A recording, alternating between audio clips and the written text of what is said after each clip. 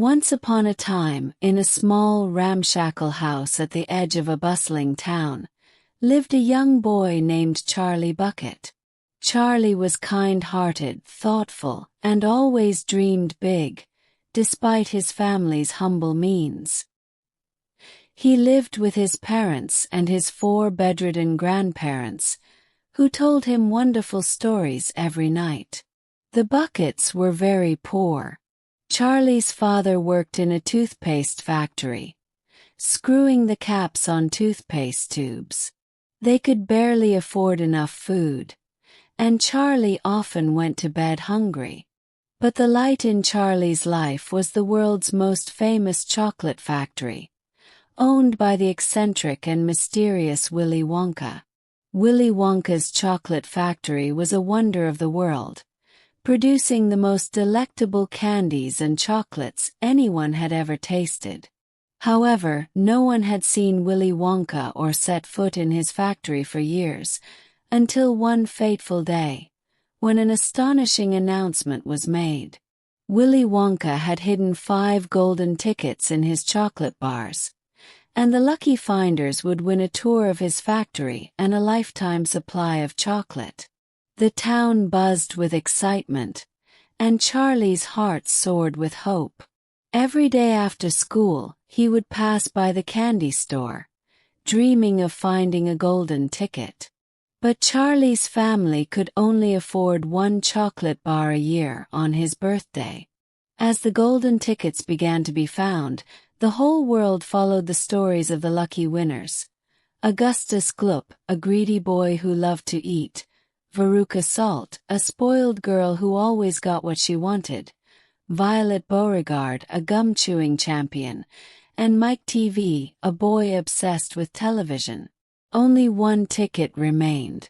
Charlie's birthday arrived, and with it, his one precious chocolate bar. His family gathered around as he opened it, but there was no golden ticket inside. Charlie smiled bravely, though his heart ached with disappointment.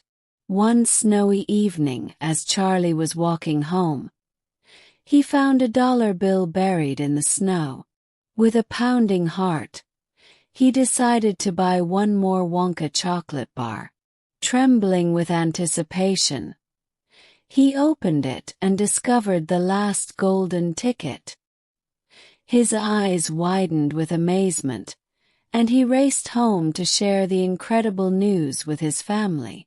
The day of the factory tour arrived, and Charlie, accompanied by his grandpa Joe, joined the other 4 ticket winners at the factory gates. They were greeted by the enigmatic Willy Wonka, who wore a purple coat and a top hat and had a twinkle in his eye.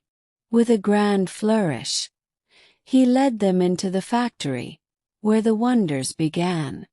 The first room they entered was the chocolate river room, where a river of melted chocolate flowed, and everything was edible.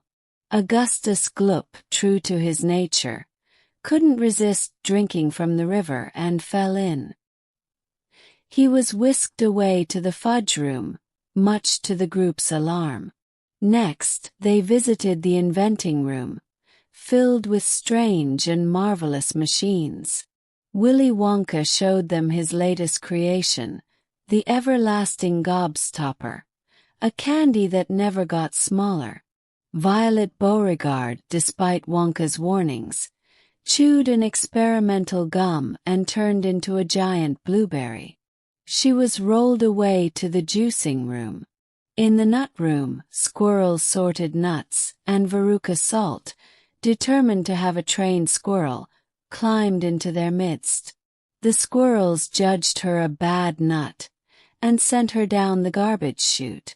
Her parents followed in a desperate attempt to save her.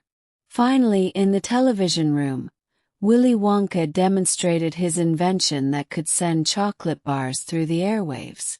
Mike TV, fascinated, shrank himself to a tiny size and had to be stretched back to normal in the taffy pulling room.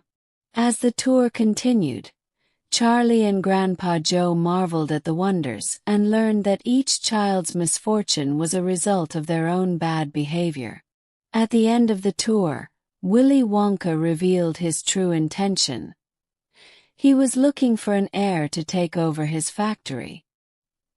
He chose Charlie, the kindest and most deserving of all the children, to be his successor. Willy Wonka flew Charlie and Grandpa Joe back to their home in his great glass elevator, which soared high above the town and then descended gently onto the Bucket's roof. He invited the entire Bucket family to live in the factory, where they would never want for anything again. Charlie's family moved into the factory, and their lives transformed overnight. They enjoyed the most wonderful foods and lived in comfort and happiness. Charlie, with his kind heart and imagination, brought new ideas to the factory and helped it flourish even more. Charlie and Willy Wonka became great friends, and together, they continued to create the most marvelous candies the world had ever seen. The factory buzzed with life, laughter, and endless creativity. Charlie's dream had come true, and he never forgot the journey that brought him there. And so, in the magical world of Willy Wonka's chocolate factory, Charlie Bucket found a life filled with wonder, adventure, and the sweetest happiness imaginable. The end.